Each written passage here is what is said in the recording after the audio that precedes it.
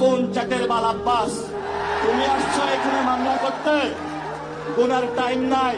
এই যে আমার নামে আজকে একটা মামলা হলো, মানহানির মামলা। ওই ব্যক্তি চাঁদাবাজি করে, সন্ত্রাসী করে, এমন লোকের কোনো মান থাকতে পারে না। যার মান আছে তারই তো মানহানি হয়।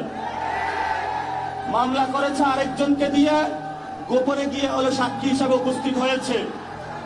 এগুলাকে আমরা বলবো গুপ্ত। আপনি ঢাকাতে ফেল করেছেন, লিখে রাখুন জনাব আব্বাস। আপনাকে তারেক জিয়া এসে রক্ষা করেছে।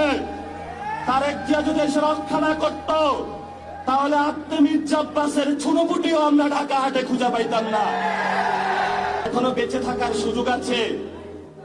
ভদ্র হন, ভদ্র হতে শিখুন।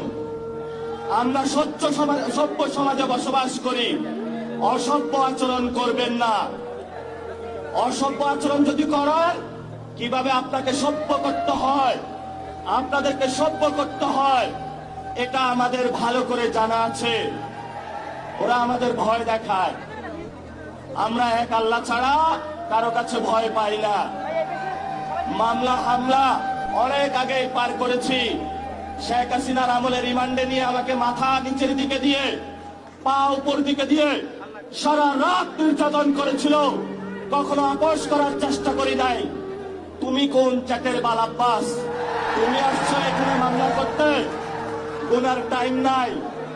সিনিয়র সিটিজেন আসেন, সিনিয়র সিটিজেন আসেন।